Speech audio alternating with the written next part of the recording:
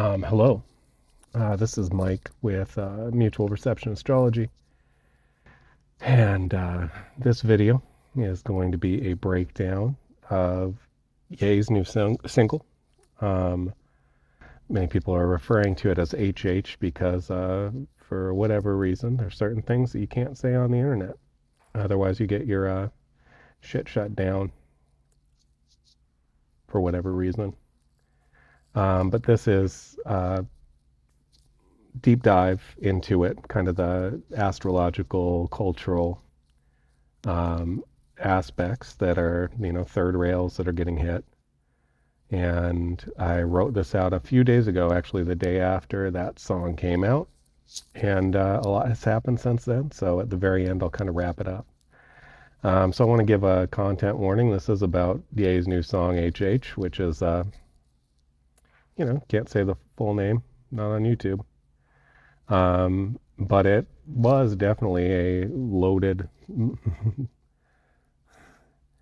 a bomb with the fuse lit, and he just threw it into the culture, and we're seeing the impacts from it right now. So this piece definitely engages with a lot of highly charged themes, as references to war, anti-Semitism, racial trauma, talks about free speech, and it's going to be polarizing because the moment itself in the song is specifically polarizing. Um, and that's kind of the point. And I'm not here to necessarily sanitize the material. I'm here to break it open. So this analysis is going to approach the event not just culturally, but astrologically and mythically. I'm going to try to explain Ye as a symbol that reveals fault lines in the cultural narratives, issues around censorship, around identity politics, and generational alignment, because there's a lot of things that are happening beneath the surface that led to this, and there's a reason why there's such a big blowback to it. Doesn't mean that I endorse the message or dismiss the pain that it might cause to certain people. But moments like this should and must be examined freely in a free country. So you're allowed to be uncomfortable. You're allowed to feel however you want to feel. But this, right now, it's about deeper engagement with the material. It asks, why did this happen right now? What does it reflect about us and our society? And what is it forcing us to see about ourselves? So it's a long intro. Sorry about that. Couldn't get around it. Yeah. So let's go with the first thing. Is Ye uncancelable? So a few days ago, I think it was maybe last Wednesday or something, Ye released, formerly Kanye West, he released a track called HH. Again, I don't know all the rules around this, so you got to be kind of careful when you even talk about it. And many people heard about it, and whether it was through morbid curiosity, cultural panic, or reluctant admiration, one thing became pretty clear. It wasn't just a song. This was like a cultural, improvised, explosive device. It was a dare. It was a signal flare thrown into the fortress of institutional media, into legacy politics and algorithmic control. The lyrics themselves are really incendiary, but the production is really tight. It's kind of a bop, and this is probably what's most frustrating to many people. The title itself, which again, I'm not going to say it, I'll just call it HH, is a bomb in and of itself. Just with nothing else, without the lyrics, without the production, just that is a bomb. But the true underlying shock lies in the timing. Basically, we're in an era where most artists self-censor or posture, but it's safely, right? It's within the bounds.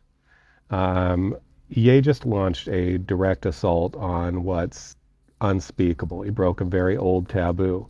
And he didn't do it out of ignorance. He did it very purposefully out of calculation. He's not simply provoking, he's testing the system very directly. So people that are polarized by this are not going to see this part. Um, so if you're polarized by it, you might want to look a little deeper. And it's not about personal branding. This isn't about Ye trying to just get attention. And seeing it that way is a sign of either, lying to yourself or purposefully lying to others.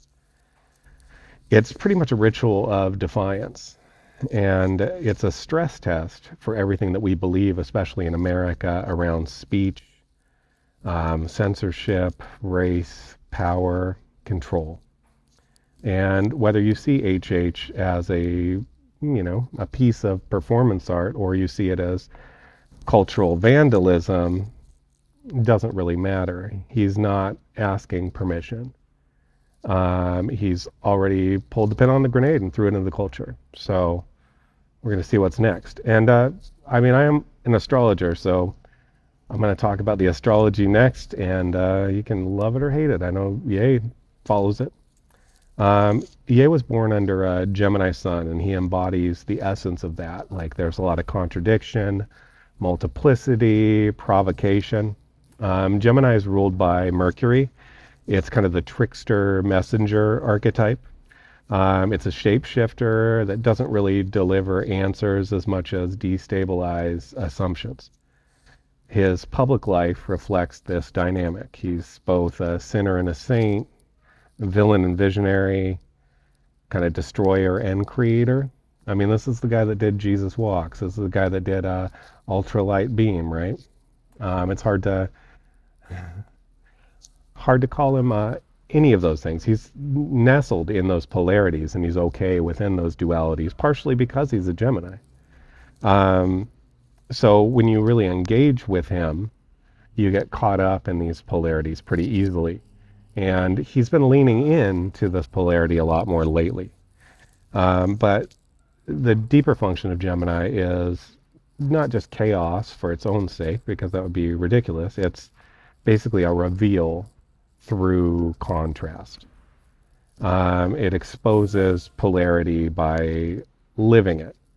Ye doesn't just reflect culture, he fragments it, he amplifies the contradictions within it until like this theme show. So he's trying to bring things like some cultural issues into greater focus. And in doing that, he's holding up a mirror to society that is desperate to enforce certain binaries in a world that no longer really fits them.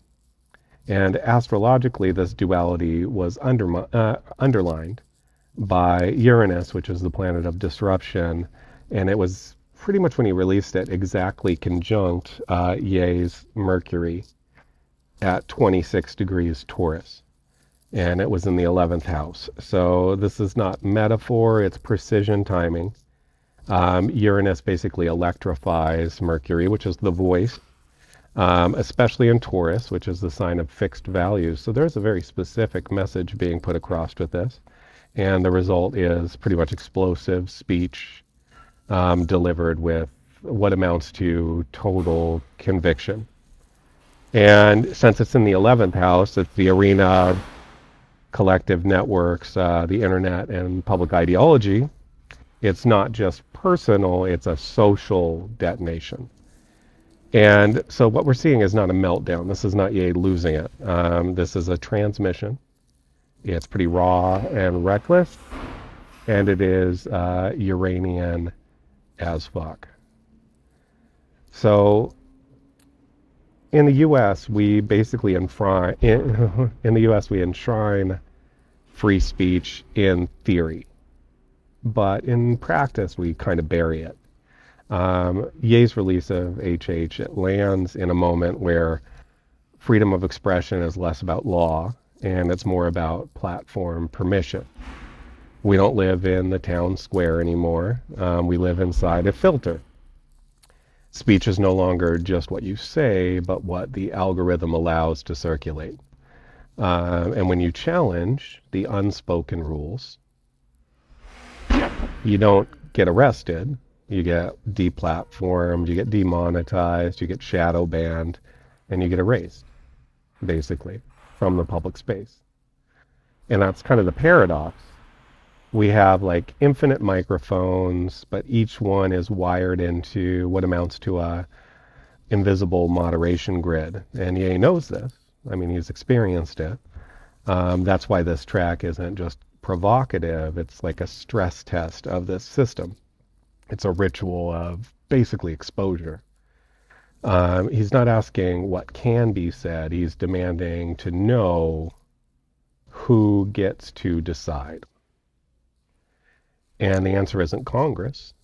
It's basically a handful of unelected tech executives and media curators, each playing basically priest to the new gods of visibility. And the twist is, and this is the twist, and this is something I think he knew when he was doing it. Every act of suppression, which is definitely happening right now. In fact, I'm not even sure if this video will stay up, even though I have not said anything that I think would actually go against the rules. But each act of suppression feeds the fire. Basically, outrage becomes engagement, bans become kind of badges of honor, and the punishment of people that speak out becomes the proof of the problems in the system. So it is kind of it's a very interesting time. So Ye didn't like break the rules. He forced us to look at what the actual rules are. And there's a generation that's already drowning in like simulated freedom. So this act alone might be the most punk, most subversive thing that he's done. So he didn't just violate cultural taboos, he kind of broke the frame. In the US, race is pretty much the master narrative. Black and white, the oppressor and the oppressed, the hero and the victim. But what happens when someone like Ye like refuses every assigned role? What if he attacks every side and doesn't play any of them clean? The system doesn't know how to process that. It stalls out, it glitches. So he's not aligning with power. He's basically torching alliances. His invocation of the failed Austrian painter isn't just offensive, it's disruptive coding. It basically short circuits the approved ways black pain is allowed to speak.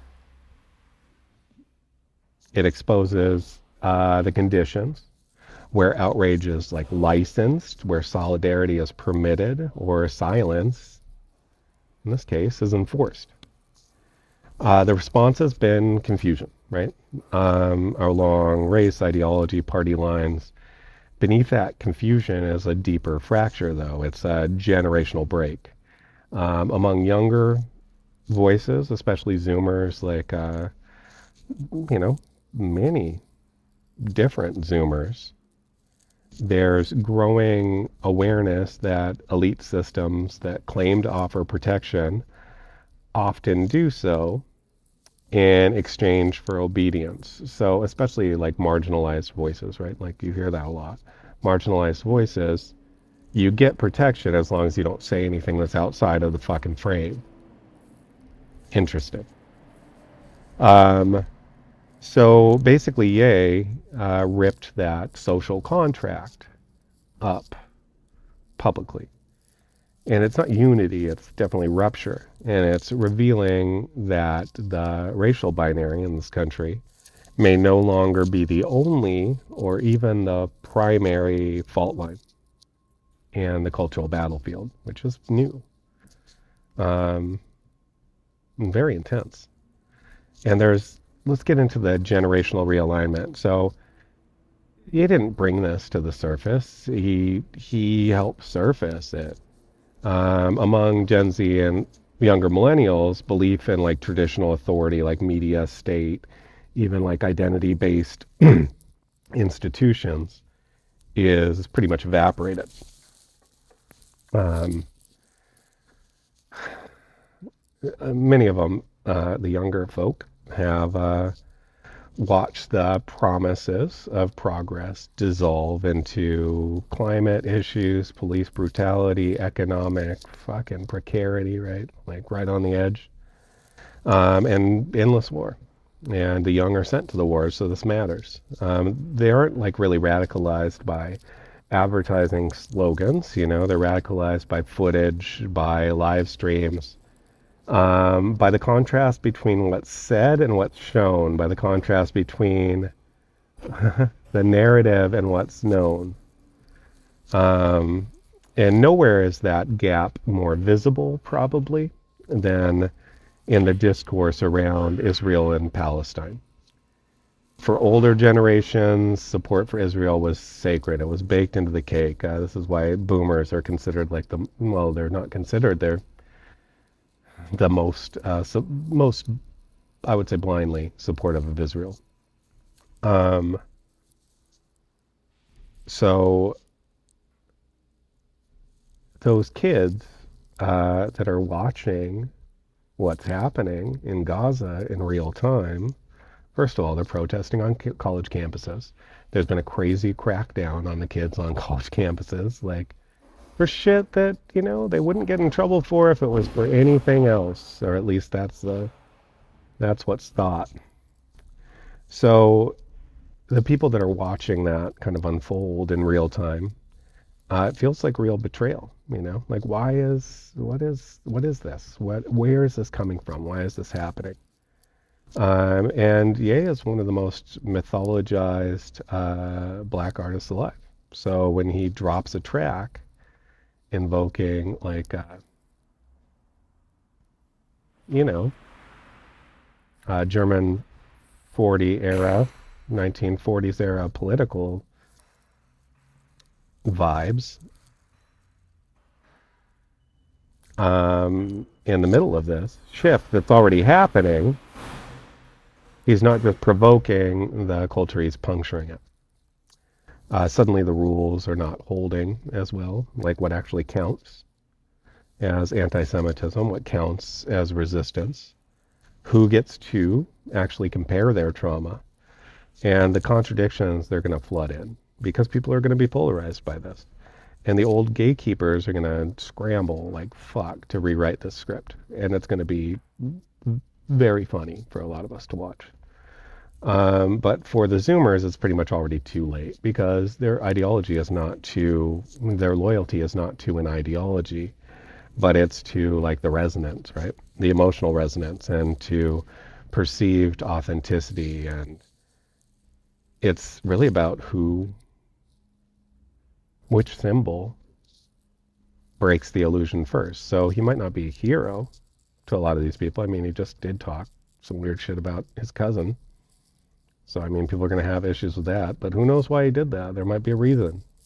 But he is definitely a glitch in the system, and that's enough to matter. So World War III is not coming. Well, I mean, the album is coming, and it's going to be pretty big. That's Ye's new album. It's, I think, WW3. But in my opinion, World War III is already here, and it's being fought mostly with symbols, not so much with soldiers. And in this war, memes are actually the missiles, and control of the narrative is kind of the new arms race. So the battleground isn't really physical, at least not yet. It's more digital. And the prize isn't territory, it's belief. And HH is pretty much a direct strike on the architecture of that belief. So he didn't just release a track, he dropped a narrative weapon. And that's why it's being treated as what it is. I mean, because it is. It's what it is. It's a weapon. And it's divine. It's basically was this viral artifact that was engineered to trigger every cultural immune response almost at once. The goal was not persuasion. He's not trying to persuade people. He's trying to detonate something. The more that people react, the more powerful the signal gets. So because of that, the logic, the algorithm, like engagement is energy. So how much energy is this getting? Well, there's certainly a lot of energy being expended to keep people from hearing it and keep people from talking about it. Let's be honest. All major streaming services have said, no, this is too much. But what do they not think is too much, right? It's interesting, right? It's interesting to at least see it. Um, he's not like testifying before Congress. He's basically jamming the feed. He's hijacking the ritual of censorship and turning it into a spectacle. And it forces the system to reveal what it will silence. And in their silencing of it, they're proving his overall point, which most people that listen to it will get it. So you can call him like a prophet or a provocateur. He understands the terrain, the cultural and the current cultural terrain better than most politicians. In a world that's governed kind of by the platforms, the myth itself is the power. And it's spreading. Not because people necessarily agree, but because they can't really look away, right? And that's how meme wars are won. Not by converting minds necessarily, but by dislodging certainty, breaking taboos. It's crazy. So when an artist invokes a symbol as volatile as the failed Austrian painter, it ceases to be a metaphor. It becomes the explosion. He didn't just cross a line, he basically erased it. And by doing that, he opened some really raw ancestral wounds for people. He weaponized trauma for effect, and he lit a match under the sacred codes, if you can call them that, of modern liberal discourse. And yet, he also gave voice recklessly, but gave voice to others who feel like their pain has been silenced, their grief has been politicized, and their speech has been patrolled. And he's trying to show that contradiction. So that's the thing with symbolic warfare. I mean, it is warfare, and everyone is going to bleed a little bit. And no one owns the truth. So for some, this song is going to be unforgivable. For others, it's a signal of rebellion against a world that censors with one hand and bombs, with the other. No clean victims, no clean villains. And it's only factions. Interesting, right? That's fucking deep.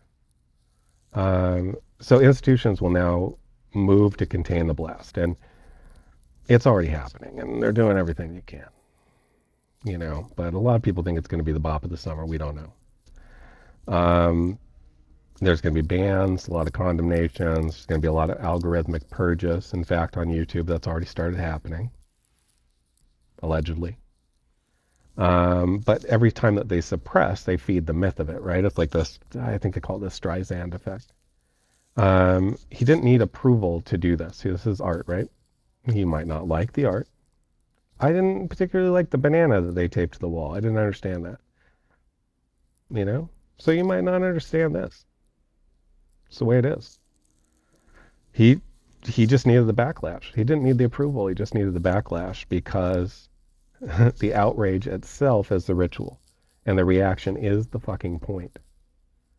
So now we're gonna have institutions, going crazy, and in their crazy reaction, the system is going to reveal itself, not as neutral, but as deeply invested in managing the narratives, what's sacred and what's profane, what can be mourned and what can be mocked, what must remain untouched. And he just fucking poked right at it, poking it. And we see what happens now when a man refuses to stay within the lines. And he pretty much forced himself to become independent because people were trying to keep him within the line. So this is like also a very deeply American expression of freedom and fuck you. So are those lines still real? Some would certainly want them to be real. So in every kind of collapsing, the collapsing moments, some people say it's a collapsing empire in the U.S. Hopefully, hopefully we have a burgeoning republic, that'd be better, I think, for us than collapsing empire. And sometimes the figure that rises, there's figures that emerge and they're not necessarily here to lead, but to reveal. Sometimes that figure is going to be a madman, sometimes they're going to be a mirror, sometimes they're going to be both. So he's not simply a musician anymore. He's basically become a mythic disruptor, like a volatile archetype, uh, summoned basically by a culture that can't tell the difference between truth and spectacle. And the song was never the message. The reaction was. It's the break in consensus, the sudden reveal of how fragile the whole fucking thing is. Because that's what this is. It's a narrative collapse. The center is not holding. The sacred is sacred cows. Sacred cows sometimes fall to beef, They sometimes just fall to beef. Um, so, yeah, they're going to be really trying to curate this to stop it from spreading. And in doing that, EA has refused to play his assigned role in the culture, and he's acting as a disruptor. And it's not necessarily to save us, because this might lead to some bad shit, but it's to show us. And he's not the cause. He's just a symptom of the unraveling, but he's a symptom that is a fucking shit hot producer, and he's got a microphone, and he's got, I think, 33 million fans, people following him. So you can see him as a prophet, a menace, a devil, whatever. But because the cultural immune system is already responding with suppression, he again is proving his point. So the truth is, there's no going back. We're kind of past the threshold right now. This is going to continue. The simulation is basically cracked. The myths are bleeding. And the artist, we might have expected to heal us. I mean, he did do Jesus Walks. He did do Ultralight Beam. Instead, they're dragging our collective shadows into the daylight and polarizing us. So the apocalypse, in some senses, isn't like some fire from the sky. It's the collapse of the narratives that held the old order together. And you just lit the torch, and the rest, I guess, is ours to deal with. Thanks for taking the time.